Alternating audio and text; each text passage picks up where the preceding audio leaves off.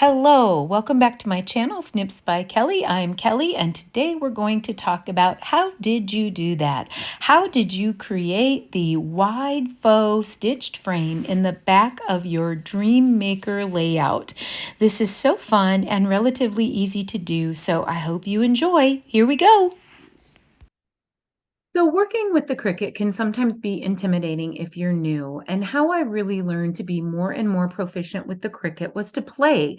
I always feel that necessity breeds creativity. When you really want something to be able to add to your scrapbooking pages and you can't find an existing image, it pushes you to be more creative or at least more determined to find a way to make what you want. So that is what happens to me a lot. When I can't find the right image that I'm looking for, I literally will try to create it myself. So don't worry if some of the things that I'm going to show you are very new to you. You can follow what I'm doing step by step, and you can go back and learn things that are even more simple. Some things that seem complicated, as long as you have the steps, they're very, very easy. So I've pulled a square from the shapes. I'm going to color it white just for the sake of being able to see it. I'm going to size it to 10.5. Often when I create overlays for my scrapbooking pages, I like to have a pattern paper frame around the back, and then I like to add an interior overlay in the center. Now this on my Dream Maker workshop is going to be black, but for the purposes of the video, I want it to be white so we can see it.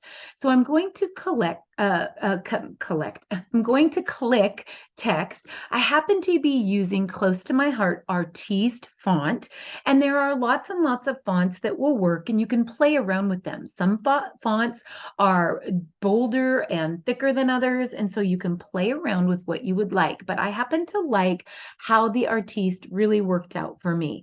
So what I'm going to do is I'm going to type a dash and a space, a dash and a space, and I'm just going to keep repeating that until it's a little bit under the 10.5-inch mark. And I got too many, so I'm going to back up a little bit because I only need it to be 10.5 inches long.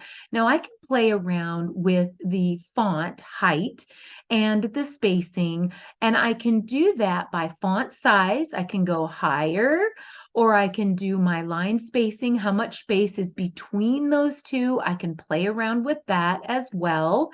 So you can see that you can change those things, but I actually like that stitching size. It was kind of like first try. So I know that that's going to be about the right size, and I'm going to center that. But for now, I'm going to pull that aside because I like that stitching element. I am going to duplicate this, and there's a couple ways that you can duplicate. You can come up here to the plus sign and hit that, and it will duplicate. You can also right click and hit duplicate, and it will duplicate.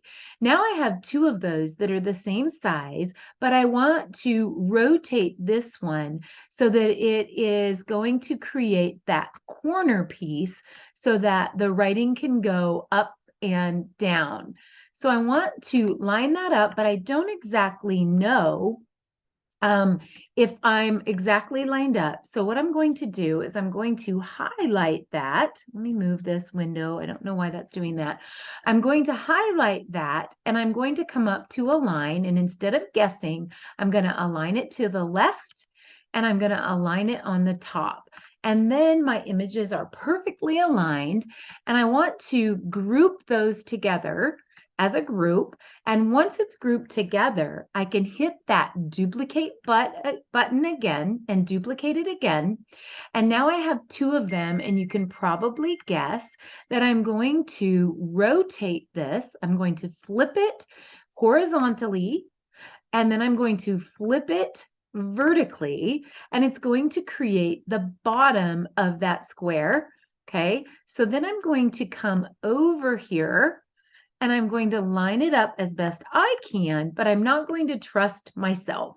I'm going to select the whole thing, hit align, and this time I'm going to align to the right, and then I'm going to align to the bottom because I'm aligning that second piece. It's looking pretty great.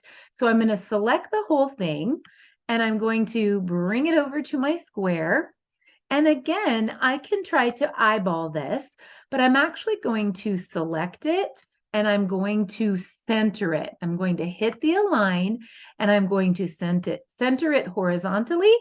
I'm going to hit align again and I'm going to center it vertically. I'm loving how that looks. And what I now want to do is I want these to be cut out. I want them to actually be cut out of this piece. So I'm going to hit the combine button, but I'm going to subtract. So now it's going to take a moment and then it's going to subtract those pieces out of that frame and it's magic. Yay. So now when I hit make it, then it will actually cut those pieces all together on a stitched frame. Now what I can do is I can go back, and because I want it to be a black frame with for Dreammaker, then I can change the color to black, and I want 2 of them because it's a 2-page layout, and I have now created 2 beautiful stitched frames. Now, as you can see, you can do this on all kinds of shapes. You just have to get a little bit creative with how you do it.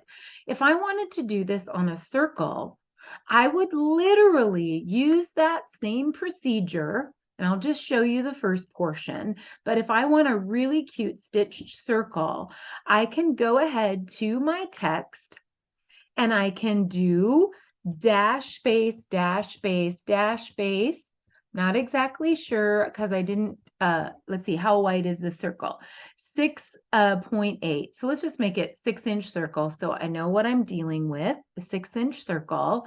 And then I'll start out with this being just a little under 6. Now look up here, we have this curved tool. So I can go to my curve and I can curve this line like this. So I can bring this over and I can play around with that curve tool and I can make that curve wider or more narrow depending on how I want to go, and I can add more dashes and so on and so forth. So when I get enough of a curve in that and I play with that and get it where I want to, I can actually go all the way around and play with it until I can snap that into place. So if I wanted to, I can come and add more and more and more. So I can do dashes all the way around until I get all the way around the circle to have a stitched line that I feel is going to fit. Now, again, I don't know if it's perfect or not, so I can select the whole thing and I can select center horizontally and I can select center vertically and I can center those stitched lines on there. Of course, I want them to be cut out, so I'm going to select the whole thing. I'm going to go to combine and I'm going to subtract, and I'm going to wait a moment while the magic happens, and I have created a stitched circle. Yay, hooray! I hope you had fun. Hit subscribe and come back soon.